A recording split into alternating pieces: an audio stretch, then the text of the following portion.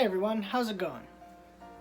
Thank you for coming to see my workshop, The Hidden Potential of Technology in the Classroom. I think it's a really interesting topic. But first, I should probably introduce myself. My name is Dennis Gross. I'm from New York, but I currently live and teach in Isahaya City. In case you don't know where Isahaya City is, it's between Omura City and Nagasaki City, and it's a pretty nice place. I work at the elementary school and the junior high school level. So, during this workshop, I would like to have a long discussion about the many programs you could use at work, as well as the pros and cons of using them. There are a lot of caveats. So, come along with me and I hope you enjoy the ride. I think there might be a lot of interesting information here for you. Sorry about the jump cuts and the sudden lighting change. Anyway, you may be asking yourself, why would you need to use technology in the classroom? But if you're anything like me, you're probably not that good with paper crafts. Or maybe you just don't have any great ideas that you can make on the fly. Maybe you just don't have any physical props you can use. Or maybe you just don't know where to start. All are totally fine. I should mention first that because of the coronavirus, teaching has become a little bit of a different beast. We have to be safe. But luckily, technology is able to help us with that. Here in the Nagasaki Prefecture, we've been relatively well off in regards to the virus, but it's still a danger. You could get sick, or worse, you could get your coworkers or even the students sick. So using technology has a great benefit of allowing you to prepare and implement these activities with a little bit less contact. But that's enough about talking about it. Let's dive into one program I'm sure many of you are already familiar with. Now, I really do believe that most people are familiar with Microsoft Word. While this program is always used for typing up documents and essays, it's deceptively versatile. Firstly, I'll have to say something that the internet age would roast me for, but we're going to want to use Comic Sans. I know it seems bizarre, but for students, it does a good job at mimicking handwriting. Thus, it's easy to read and to write. I've had many kids try to change the way they write their A's, entirely because of how Calibri or Times New Roman makes them appear. Comic Sans will give them a decent grasp on how it's supposed to look. If it's for a teacher, you could use Wingdings for all I care, but the students will really benefit from you switching to Comic Sans. Please note, you probably don't want to be writing to your JTE using Wingdings. I'm just saying that as a comparison, it was a joke. Microsoft Word is honestly really useful for making miniature posters, game boards, and other activities. It's got a whole lot in there. Images are probably going to be used on these stylish documents, and you're probably going to want to get familiar with our good friend, the Format tab. Whenever inserting or clicking on an image, this tab will appear. The options are pretty self-explanatory. Color corrections, add in stylish filters, borders, and shadows. It's all there, and there are a lot of options. But I want your attention to be focused on the Wrap Text option. Selecting the In Front of Text option under that icon is essential. By default, images are embedded as part of the text. It's stuck to a grid within the document. This is to ensure that the text is built around it. While this is actually very useful, it's also very, very limiting. Wrapping it to be in front of text or even behind text, if you're feeling particularly daring, will give you more options. This will give you a lot more freedom to move it around and format it appropriately. This works for more poster-like documents, or even getting photos to look nice alongside text. You can use this option to layer photos. Simply push something in front of other photos by using the In Front of Text option to order them. Honestly, it could be a little unwieldy if there's a lot going on, but you can make great documents with this. One thing that many people don't realize is that Word can also be saved as a PDF. If you want to ensure that the document keeps the visual layout you set out and it prints as it looks, a PDF is the way to go. Also, this allows it to be printed at Konbinis if you need to do so. Next, we're going to take a little detour from Microsoft Office to focus on this little indie platform you've probably never heard of. It's called YouTube. I probably don't need to go into YouTube too much because it's rather straightforward. However, YouTube is such a blessing as a teaching tool. I've used it on a multitude of occasions, both in the elementary school and junior high schools that I teach at. Some concepts in the textbook are so far from what the students know that a video goes a long way to legitimizing and making it tangible. For example, the elementary school books have sections about different countries. I have links saved on my computer so I could show them videos on the Tomato Festival in Spain or maybe a little teaser trailer of The Legend of Zorro. Who knows what's going to come up? However, you also have to be careful, because you may be showing a Dia de Muertos video, and once that video ends, the autoplay feature, which you forgot was on, might lead to some risque video that you were watching on Sunday night, and now you've traumatized a bunch of 5th graders. I'm not saying I'm speaking from experience, but don't do that. One thing that might be a bit harder to hide is whatever shows up in the related video tabs. I don't know what you're watching in your free time, that's your business and more power to you, but when the video ends, it can pop up on screen or it might even appear on the side. Just be aware of this. Instead of using the full screen option, you could always zoom in on the screen to just focus on the video. All I can say is be alert and be careful as to what's on screen. Also, you might want to play the video before the students even enter the classroom. That way you can ensure that no advertisements play, because who knows what they're going to show. Also, it's just kind of annoying. You're also going to want to be diligent with how long these videos are. The Dia de Muertos video that I mentioned before isn't even 2 minutes long. It's a good fit because you don't want to be completely derailed because you just want to show some video about culture. They do have a curriculum to follow, and an overly long YouTube video is not going to help. Some of you may know this, but others may not. But many, if not all, of our schools often do not provide us with any type of Wi-Fi, or any internet at all, really. That takes us to our next topic.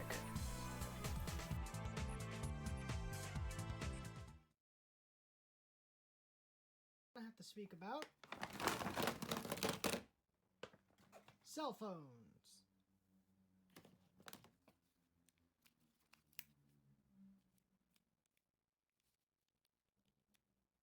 Whether you brought yours from your home country or purchased a new one in Japan, you probably have one of these. Now, I use an iPhone 8, but it doesn't really matter what exact model you use. I do apologize, however, because the following instructions will be mostly for iPhones, but the ideas and uses should span over other types of phones as well. Now, smartphones are a surprisingly useful tool for the classroom, and even for work prep when you aren't at home. I didn't know about this feature until I moved to Isahaya, but have you ever heard of the tethering option? Under the settings icon, there should be an option labeled Personal Hotspot. Here, you'll find the option Allow Others to Join. Upon selecting it, search for it on your laptop and you should be able to connect. This will use data, but you will have full internet access. This is very useful to allow you to watch the aforementioned YouTube videos, access a Google Drive, or an email that you need. You can do basically anything. As I said, this uses data. While using your Gmail isn't going to break the bank, watching YouTube videos, accessing Tumblr or Facebook or whatever will drain that data. On occasion, this will be fine, but I'm a phone fanatic. Therefore, I tend to use a lot of data. This year, I upgraded to a 50 gigabyte per month plan, and now it's no problem. But if you're as loosey-goosey as I am with this sort of thing, even a 20 gigabyte plan might run dry before the end of the month and before your plan resets. Just be careful of that. How's your Japanese? If you're anything like me, then it's probably an astounding meh. Even so, your smartphone is there to help you out. I always take my cell phone with me to class. This could be a double-edged sword though. You don't want it to look like you're in the back of the classroom playing Pac-Man or checking Twitter while the JTE is teaching progressive form up front. The students will notice. Teachers will notice. It's pretty obvious. That being said, if you're using the phone as a teaching tool, then I wholeheartedly recommend taking it. For one, there are translation apps. Two that I recommend are Google Translate and Iniwa. Google Translate does require a little bit of data, but it provides quick translations and can handle full sentences and paragraphs pretty well. However, it definitely is not perfect. It has an incredible feature by accessing your phone's camera. You can get instant translations just by pointing it at Japanese text. It also works from English to Japanese. You won't get perfectly coherent translations, but it should be understandable. You can also take a photo that will scan the text in front of you. Just make sure that the shot is in focus. And it's actually more reliable than the instant translations. It's not bad at all, but it's still not perfect. Lastly, Google Translate can also import images.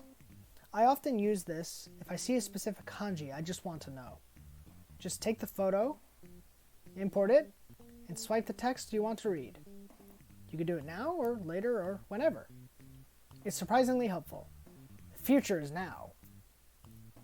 Also, they do have some microphone apps to translate conversations as you speak into it. This goes from English to Japanese and Japanese to English. However, it's not perfect, and I don't use it all the time. But it's there if you need it. Excuse me, what time do you go home?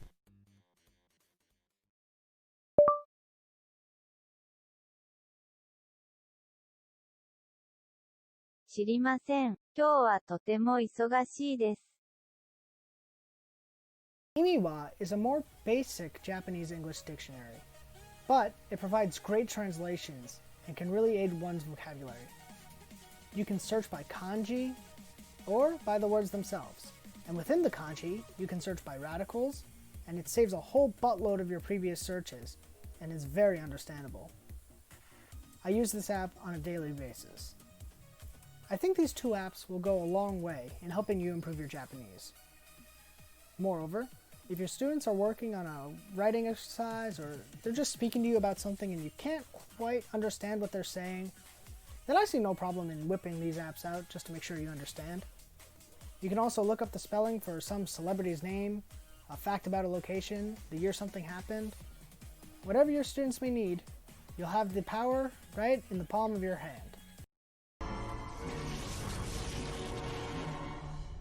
The power of the sun in the palm of my hand.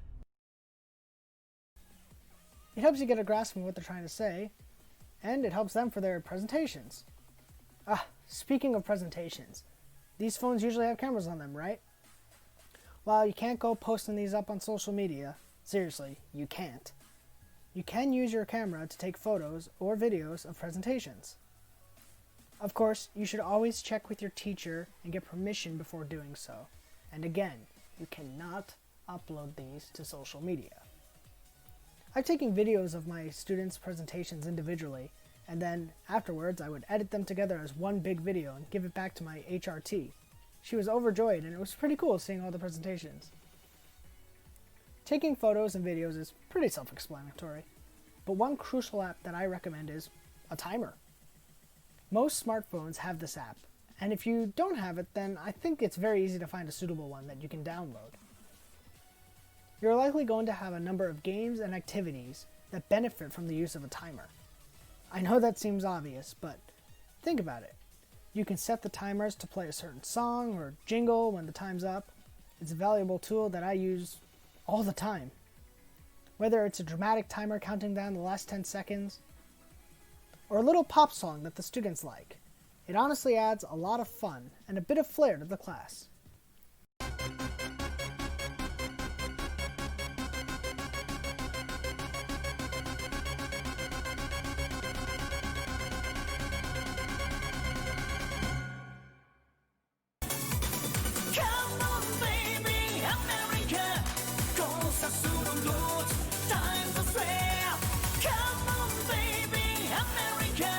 The stopwatch feature is also very useful. I tend to use both in tandem, and in my experience, I've never had an issue with this. I sometimes play music for some of my classes before class starts. This is just to get them to relax when entering the classroom. It depends on the school, of course. On rare occasions, I've used this music during activities. If you have a Bluetooth speaker or any kind of speaker that can connect to your smartphone, it might be worth looking into. Again though, I strongly recommend you speak with your HRT or JTE before trying this.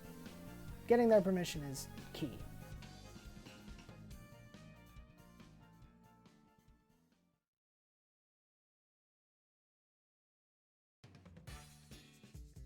At least in Isahaya City, all of our elementary schools have a huge benefit of these large touchscreen television screens.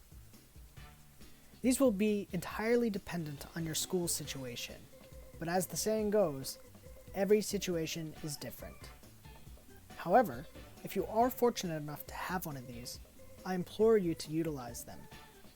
They have so many useful features, especially for PowerPoint presentations. There are built-in applications to write and draw as well. There are numerous ports to connect devices to, and also, most of them are made with PCs in mind. That means that there is one issue though. Mac computers might require an adapter to connect to them. HDMI cables work almost flawlessly, so if you can connect with them, I think you'll be in good shape. I often play music on these TVs as well. It's great for a whole bunch of different reasons. Many of the textbooks are accompanied by software that is crucial for teaching sections of the textbook. The textbooks can change pretty often, which is a bit of a hassle and completely out of our control. Therefore, you'll have to be able to install each of the appropriate softwares onto your computers to match the textbooks. It isn't really a hard process, but making sure you have the passwords and the clearance to get it is bizarrely strict. I was flabbergasted to hear one of my elementary schools outright refuse to let me have the installation discs simply because they didn't know if my computer was safe for it. That's not even how computers work, but whatever. Check with your schools or with your Board of Education just to be sure you can get the softwares. All the software provides is the textbook in digital format. These are extremely useful to display what the students need to see, and they can even be written on. Luckily, there is an alternative if you can't get this on your own computer. One or more of the school computers will have the software already installed. Oftentimes, these computers are left in the English room to be used. If they're not there, they're probably in the staff room. Therefore, if you don't have the software, or you just can't connect your computer to the display for whatever reason, then you have a backup plan. You'll find a number of activities, videos, songs, and chants within the software.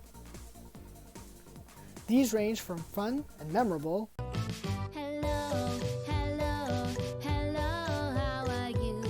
I'm good, I'm good, I'm good, thank you, and you? to interesting, to bad, to downright embarrassingly useless.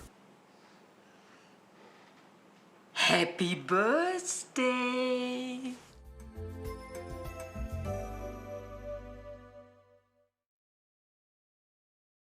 You may have to vet which materials are worth your time and which aren't. That being said, it's an extremely useful tool to utilize for class ideas. You can even get more recorded voices for the lessons. And the videos are always a win. Some of them I actually find extremely interesting.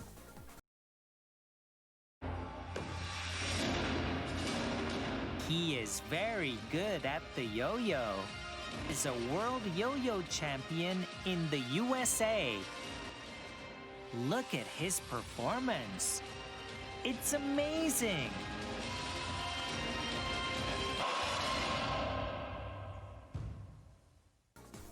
The software also contains sections for index cards, phonics, and more.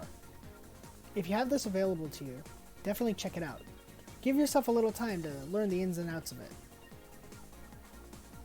I don't go a single day at my elementary schools without using these.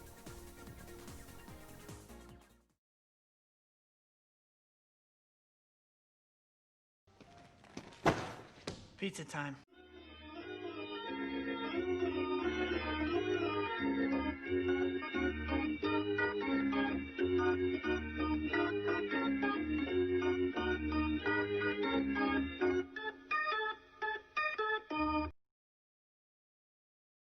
Up next is my personal favorite program, Microsoft PowerPoint.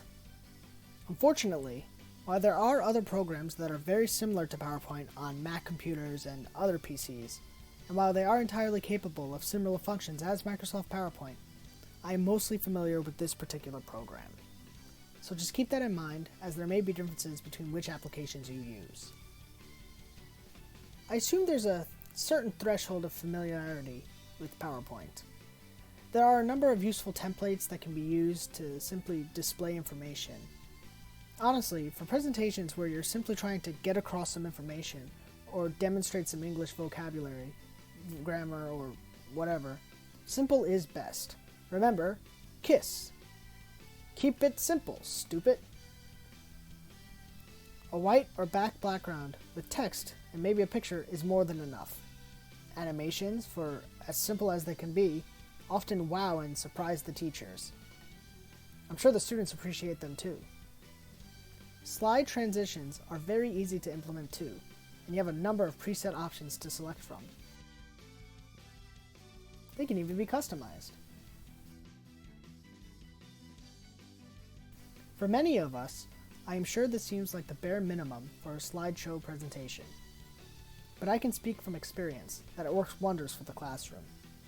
Making slides for a vocabulary review is simple too.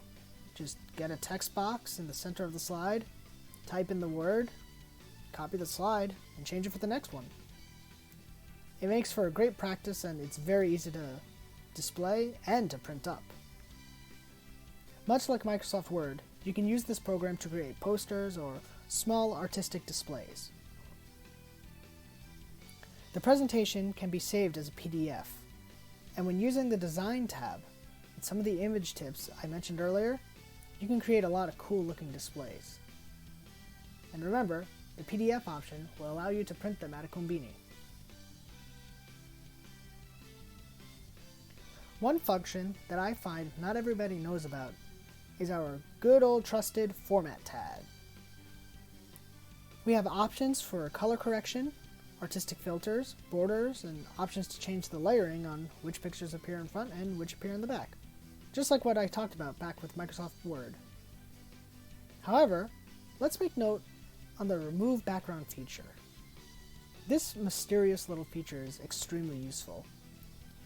Say we want to use this picture of SpongeBob, but we only want SpongeBob and none of the background. By using the Remove Background tool, we can basically turn SpongeBob into a PNG with a transparent background. PowerPoint doesn't always know how to crop these things out, and it'll guesstimate where it should cut the image. Oftentimes it makes a mistake. Using the options here and swiping over different parts of the photo, you can crop and get the image just how you like. It takes some time and some practice, and honestly it can be pretty frustrating depending on the image, but it's very worth it for activities and posters. I should also mention that this option is also available in Microsoft Word as well.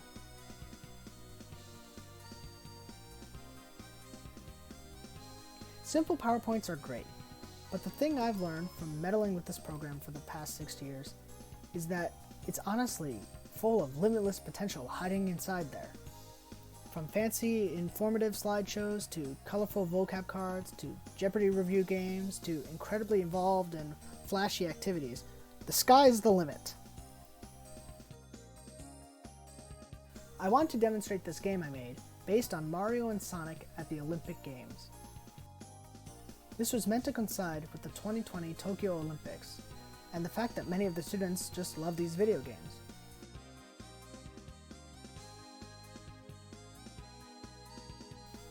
I utilized the Format tab and GIFs to make sure everything looked nice. But most of the work comes from the Animation tab, and specifically the Animation pane. There are so many options available. You can make things start on a click, on a timer, or automatically. You can allow different images to start before or after a different animation. You can line up a series of animations to allow entire game mechanics to be implemented. Add on the fact that you can have sounds, hyperlinks to other slides, hyperlinks to websites, and much more. Triggers can be added to buttons or other images, including actions. The animation pane is literally the most useful tool to unlocking this hidden potential of Microsoft PowerPoint. I recommend seeing the options within the animation pane. Just by adding an animation to a text box, image, or anything you have on your slide, you can then right-click on it to open options for timing, sound effects, triggers, and other animation effects. Honestly, I could spend the rest of this workshop just gushing about the animation pane and these features, but there just isn't the time and I'd blabber on and on more than I already have. Therefore, I'd like to quickly showcase some of the activities and games I've created. This is just to demonstrate some of the potential that I've been hyping up so far. Going back to the Mario and Sonic game that I mentioned just earlier, the way this game functions is simply by splitting the class into two teams and asking them review questions based on the current lesson we're on. If they raise their hand and get a question correct, their team's character will run across the track. If they make a mistake, then the other team gets the opportunity to answer a question. This happens until 5 runners cross the finish line. It's flashy, it has voice clips, music, and it's a lot of fun. But this game follows the idea of KISS. Keep it simple, stupid. While this has a bunch of bells and whistles, in truth, it's really just a fancy counter for each team. You could have a counter look like this.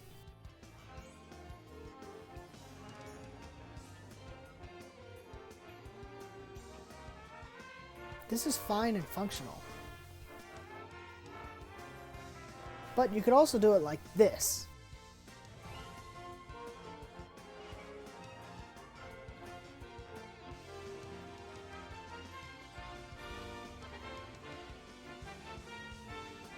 The extra level of fluff and pizzazz, it goes a long way to make the students excited to play.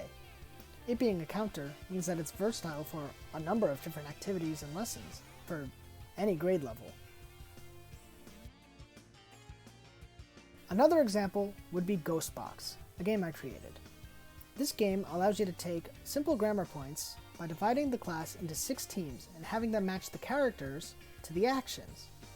All they have to do is make a sentence based on the lesson, like, Mario can play video games, or Chico-chan can play baseball. Behind each ghost is a random point ranging from 1 to 5. I like to randomize it between classes. It's simple, it's fun, and it's kind of spooky. I think the kids get a lot out of this. A really fun game I also have is based on Godzilla. The class is once again divided into 6 teams, and they're assigned a different house on the screen. Any student is free to answer at any time. And then, if they get it correct, they roll the dice. Godzilla subsequently destroys part of a house. First goes the roof, then goes the window, then the door, and finally, they're left helpless, and if Godzilla lands on them again, their team is out.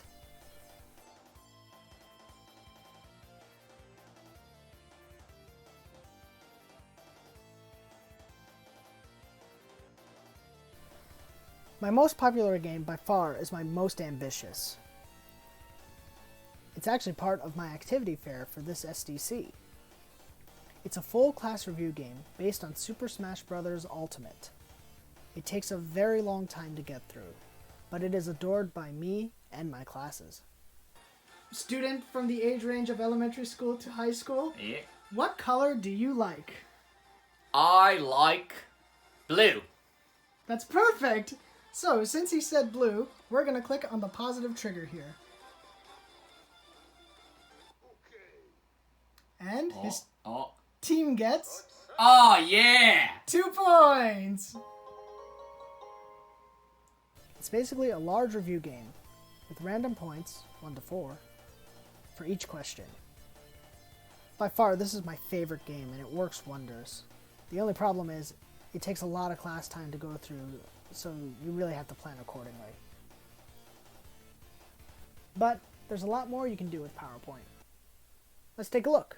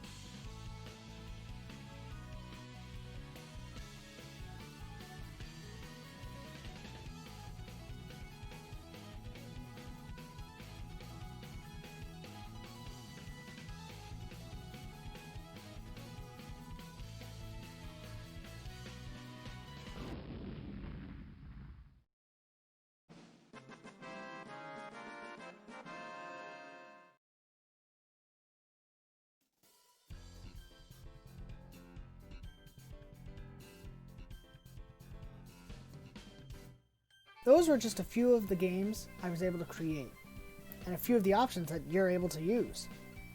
The thing is, I wish I had more of a wide spectrum to pull from, because while I am proud of my work, I often find that I'm not able to visualize as much as I would like.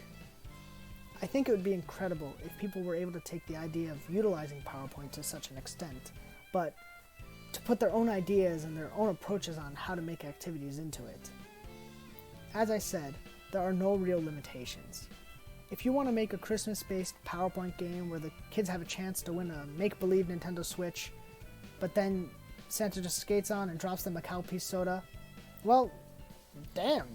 The only thing stopping you is how patient you are to put that into PowerPoint.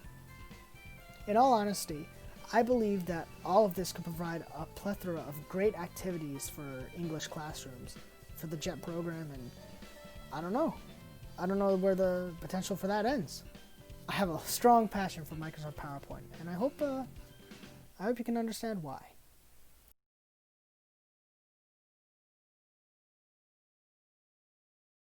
"2020 has been pretty rough on all of us. We can't go to places, we can't meet with each other, and we might not even be able to go home to our home countries to see our families. I will say, however, I'm so glad to be in the modern age. We have so many different types of technology that we can use to stay in touch with others and make sure that we know everyone's alright. There's so many to choose from, but I've usually been reliant on Line ever since moving to Japan. If you don't have Line yet, I strongly recommend you get it. Not only is it just cute and has so many different themes that you can use, but beyond the great aesthetics, it's also extremely useful. A lot of people have it in Japan, and I think it's extremely easy to use. I don't think I go a single day or even a single hour without using Line. I love it that much. But then there's also other things too.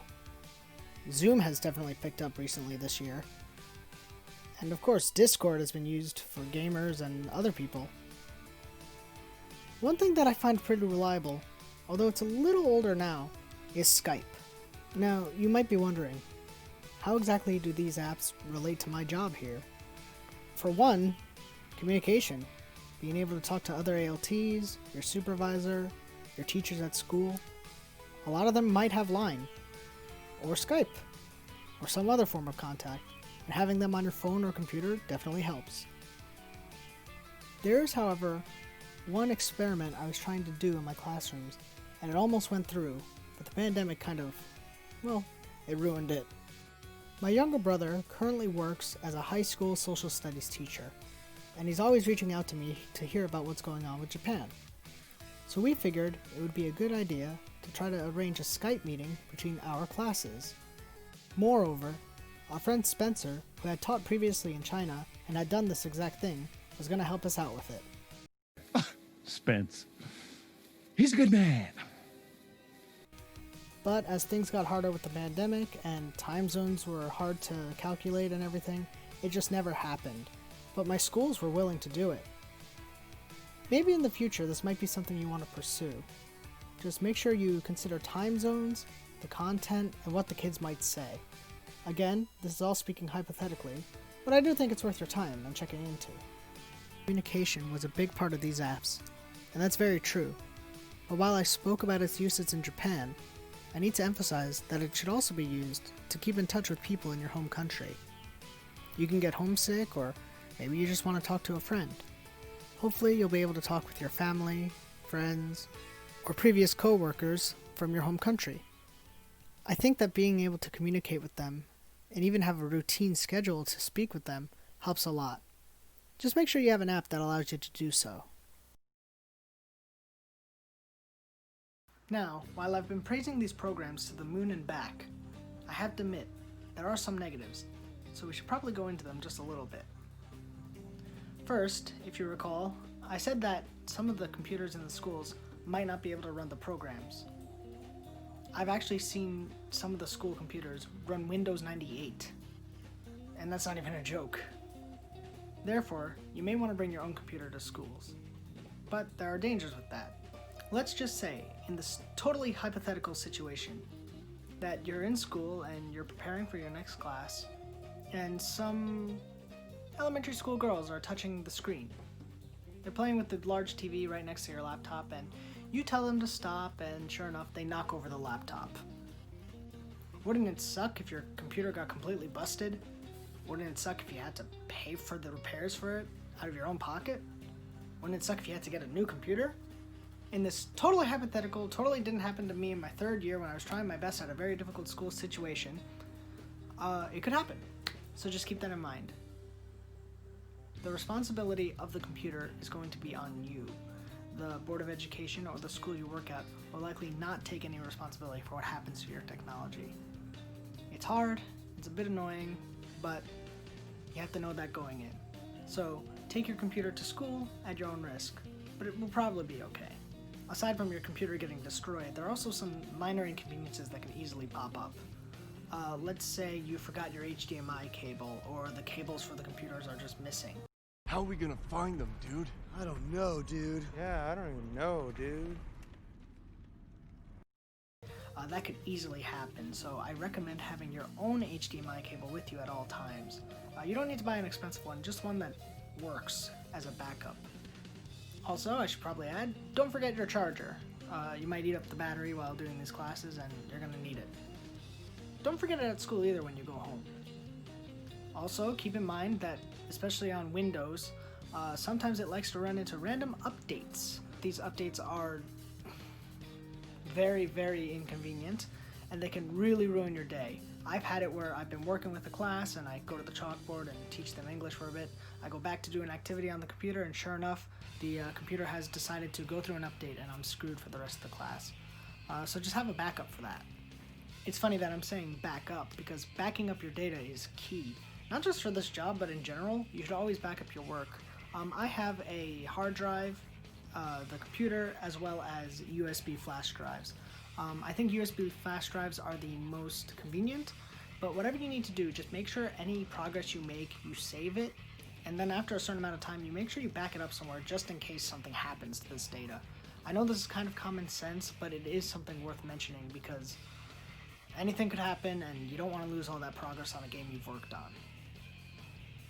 I oftentimes ask my students what they're into, whether it's sports, music groups, anime, or anything, just to be able to implement it into some games. Even if I don't know a lot about it, I try to get it in there just for them.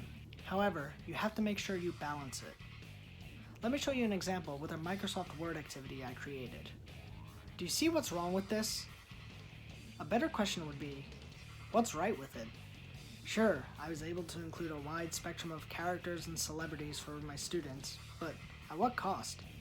It's very cluttered, there's a lot going on, but there's hardly any English going on here. Your ambitions and creativity for these games have to be balanced by practicality. Another game I created was made with the students in mind, using the Avengers, because the recent movie Avengers Endgame had just come out, and it was really exciting.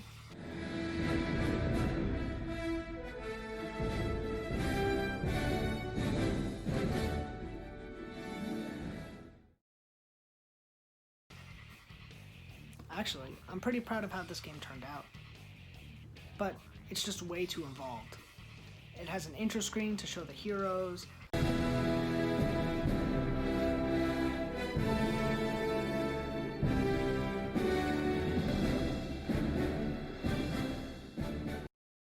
Then a wheel to answer an English question, then the display of the points that they received, and then I add the points, and then we move on to the next student. After rotating between the 6 groups, I ask the first group if they want to gather more energy or attack the villain Thanos. Then Thanos gets another wheel, and we determine how much damage is done. It's like an RPG video game or something. But I was only thinking one thing after I ran through this with my class. I looked at myself and I thought, you are a fool. Yes, it has the music and the characters and the functional ideas, but it just becomes such a complex and unfocused game that any real benefit for the language study is minimalized. I still have the completed game, but I don't think I'm ever going to use it again. It's just not that practical. Working new ideas like this into the classroom is a real learning experience, both just how to actually make the game and to implement it into your classes. It's not going to be perfect at first. In fact, it's going to be a little rocky at the beginning. But that's part of the process of it, and as you get better, you're going to be able to come up with even greater ideas. Other things to keep in mind is that some teachers just aren't going to be on board with using games or digital activities in the classroom. As annoying as that is, they are the teacher, and we often have to respect how they feel. Again, it just entirely depends on the teacher, so I just recommend asking beforehand. As always, get permission before you try to do something. I found that it usually works most of the time. You're going to be in the staff room often, or maybe even at home, and making these materials can be very time consuming. It pays off in the end, because you're going to be keeping them forever and you can slightly tweak it or change things, and that'll be easy. But getting to the finished state can take a while, so keep that in mind when making it. It might take away your attention from something else. And one personal thing is, the teachers, and especially the students, will not understand or even comprehend the amount of effort, love, passion, and time you put into these projects. And it can be a bit of a bummer. It can be a bit deflating. But they have no idea what goes into it. All they're seeing is the finished game. Just like you playing a game on the Nintendo Switch, or watching a great movie, the amount of effort that went into it isn't always tangible. So, I think that's something to be aware of that not many people even know about. But that's enough of the doom and gloom of it all. The benefits are great for this. So let's go over once again why it is so great. First, the kids are going to be engaged and have a lot of fun with it. Usually this is something entirely new and they don't even know what to expect, but it beats repeating out of a textbook or just going over the simple little language exercises that they have. It's just fun. It's also extremely organized. Once you create these materials, you basically have them forever. So, in a way, you're backing up your data and you're creating this portfolio for yourself as you work along your years. Also, as mentioned earlier, we are dealing with COVID-19, and a lot of these games do not require a lot of physical contact, and you can socially distance as best we can in a classroom setting, so there's the benefit to that. Once you have all this done and you understand how it works, getting these programs up is really quick. You could have the preparations done in a jiffy. I really think that it also helps because having them on hand, if a teacher needs a specific activity or a certain type of lesson plan, you can be there for them and have the programs at the ready for you. This kind of creative and unique technology and teaching together, it's kind of new for a lot of these people. So like, you're gonna seem just really cool being able to bring this into the classroom, and it's rewarding for that. Speaking of things being rewarding, sometimes the work can be a little monotonous or you cannot enjoy what you're doing. I think that comes with any job. But if you're using technology to create activities, in a way you're allowed to express yourself as much as you like. I'm sure a lot of you may have seen it in the video already, but I'm a big fan of Sonic the Hedgehog, and I was able to implement him into a lot of my games because I just like him and I have a lot of fun putting him in there. So for me, it's for the students, but a lot of it's also for myself. And that's a lot of fun for me. I sneak in little Easter eggs for things I like, and I just tweak it a bit to make me enjoy it more as I'm creating it. And in a way, even though no one else is going to know that they're in there, it's a huge benefit for me and I enjoy it a lot. I think finding ways to put your own unique perspective on it, your own interest, your own flavor, it does a lot to just make it fun to make these games and also, just have a little fun in a workplace setting. But one thing I need to emphasize is, if you don't want to use technology or you're not as savvy with it as you think you are, that's okay. There is no right way to do this. As long as you have your heart in it and you really try with the activities you're making, whether it be on the computer or with your hands or with no materials, that's all that matters. As I said earlier, I can't make anything with paper and scissors. I'm pretty useless with that. But if you have a little bit of talent with Microsoft PowerPoint or your phones or whatever, your capabilities and your potential, basically, it's limitless. I think using these in the classroom is a huge benefit, and I truly implore you to use it. But don't push yourself too far. Don't feel like you need to reinvent the wheel or you need to use technology in the classroom. This is just another tool on your utility belt that you're allowed to use. In the end, I like to use technology because I find it fun. I find it engaging for myself and the students. Regardless of how you teach from here on, just remember that your job as the ALT isn't necessarily to get the students to speak perfect English. A lot of these kids are too young to even do so. My mission has always been, let's make English fun. Let's show them that they can do English. They have the potential to do English. That's what I find to be more important. After all, if they were perfect, then they wouldn't need us to teach them. Your students are going to stumble. Your teachers are going to stumble. And you are going to stumble. It's all a part of the process of it, and that's okay. However, when you emit a great energy, when you submit new ideas, when you just engage with them in new ways, it opens up the avenues for them to learn and for you to teach. It's kind of a win-win for everybody. I thank you very much for your time, your attention, and, well, just the efforts you're going to be making on the job here. Thank you very much. I know this has been pretty long, but good luck out there, and I can't wait to see the creative ideas that you all come up with. I'm sure you're going to knock my socks off, and I hope that you'll surpass me as well, because I'm no genius, and I'd love to see what you guys all come up with. See you later.